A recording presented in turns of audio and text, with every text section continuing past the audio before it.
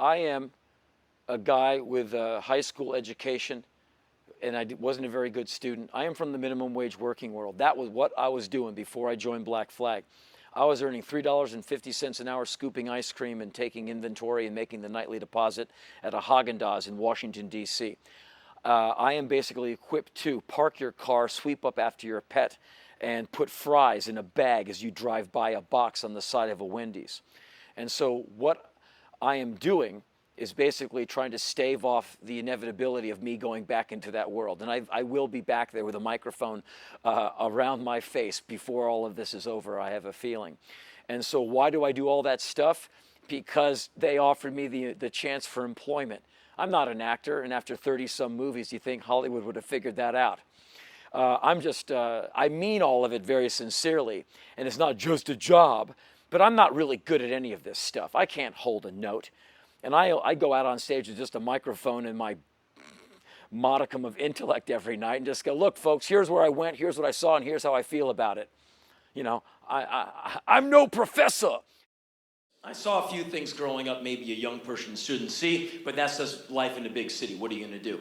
And then I joined Black Flag, and I got America right in the teeth. And in the first 18 months of being out on the road with the band, I saw America, like just warts and all, right in my face. It's been about a year since I was around doing a lap around America. And in that time, I was in Syria and Lebanon and Jordan and Israel and South Africa and Ireland and Northern Ireland and Scotland. And I may have left out one or two.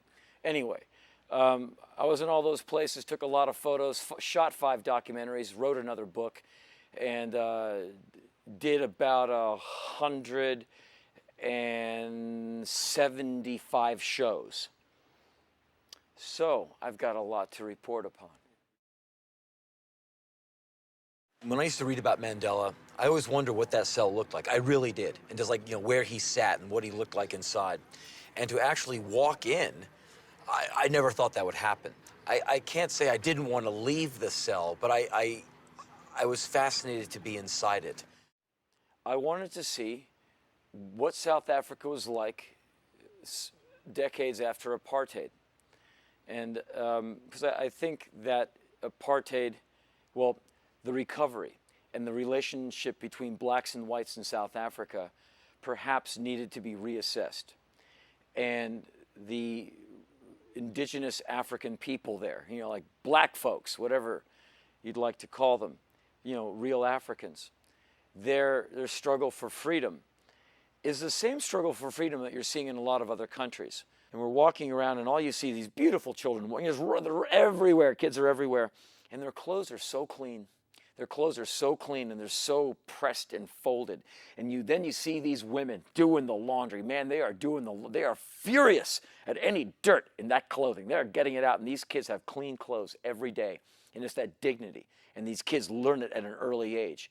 And it really calls out racism on its face and calls out classism on its face. And these people are saying, I'm doing everything that you're telling me to do to be a decent citizen of the world. I'm in. I believe it. I believe in it.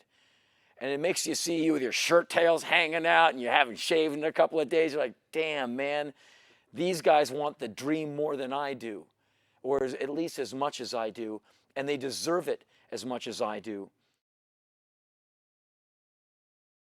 My fear is that eventually no one comes back here.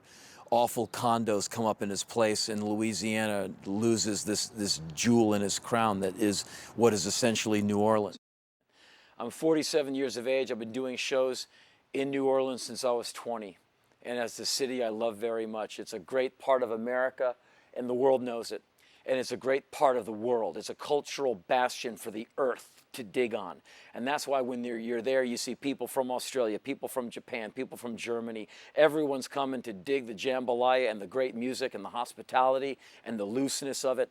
And it's just a really hot, sweaty, beautiful human get down, where all of a sudden you have a bunch of friends. And it's also a very dangerous place. I mean, it's always been a dangerous place. There's rough parts of town, and you got to have your wits about you on its best day. You got to be looking around. So when Katrina hit, when it was a part of America, you figure every American would be standing up giving aid. And we did. And that is the silver lining in that storm cloud, that Americans stood up and threw money at that, threw aid at that, and continues to do so. We, the private sector, threw well over $1 billion from our very flattened wallets. We threw at that thing. Every radio station did multiple benefits. Every band that you know and I know all did benefits. Every artist, strummed their guitar, painted pictures, jumped up and down, whatever. Raised money, gave out of their own wallets. I threw a bunch of money at that thing. People who didn't have the proverbial pot gave money. People were folding $20 bills and sending it to New Orleans because we give a damn, and that's what's great about America. What failed? FEMA. What made a great effort? The National Guard and the Coast Guard. The Coast Guard and the National Guard would have been better suited not having most of their personnel and their vehicles and equipment in Iraq. And so we, in general, failed the people of New Orleans. We have the technology, the manpower, the fuel, and the vehicles to have evacuated that city in a week. Why? There's people dying. Why? There's people going after 5 days with no water. It was an insult to our technology, to everything that is red, white, and blue. And when I bring this up, people say, you hate America. I go, no, pal. If you disagree with me, you hate America. So you better check yourself. I'm trying to make a difference. You're saying everything is fine. It's obviously not fine when people are on day 3 waving from their roofs. Anyway, so we went down there to see what $100 billion and 3 years of reconstruction gets you. When the state forces come into an area and kill unarmed people, and then the highest legal authority in the land says that was an okay thing to do, how could anybody argue to the people of this area that they should seek a solution to their problems through constitutional means? Right. Through democracy. We had seen what had happened. That was the biggest single reason that young people in this area joined the IRA. We shot in Belfast and in Derry, Northern Ireland, because, again, it was a struggle between the IRA and the IRA and the Catholics against the Protestants or the Unionists or whatever. I mean, you can get in a lot of trouble taking any kind of side on that thing. So I'm neutral on it. I just went in as an observer, wanting to know more. But in a way, some of these people will tell you that they were trying to be free. They wanted to emancipate themselves from what they thought was a dictatorship, the hand of England. They wanted England out of their country. And they saw, and you can get into big arguments about this. I'm just saying that some people in Northern Ireland saw England as an occupying and invading force, much like some people in Iraq would see American forces and for the coalition of the willing as an invading and occupying force. I wanted to get interviews with people who saw these people as an occupying force or who saw the IRA as nothing more than bloodthirsty thugs, not unlike the mafia. And I wanted to hear all the stories. I wanted to talk to people from Sinn Féin. I wanted to talk to unionists, separatists, Protestants, Catholics, all of them, and we did. And the opinions were very intense. And what I came away with was that what they have there is basically a ceasefire. They don't really have peace. They have basically a tinderbox that I hope does not blow up one day. You see the struggle of these people, man. They're just trying to get through. And you see what you have in your country. And it makes you love your country more, want to be more protective of it and protective of the wildlife and the economy and the ecology and of each other. And so that's what hopefully all these documentaries all have in common. They're all kind of in the key of E or whatever. And that's what we were attempting to do. So you, the viewer, kind of see all of them and eventually go, oh, and you start connecting dots and start going, wow. And I'm not looking for the kumbaya moment, but the traveling I do. And I just gave you the laundry list of some of the places I've been, just like in the last 12 months. That is, I do see the more similarities in all these countries than dissimilarities. And my passport is now heavy with visas that say the Democratic National People's Republic of, or the Islamic Republic of. And their kids all seem to want the same thing. And the adults all seem to want the same thing. And they all seem to be very friendly to me when I walk down the streets.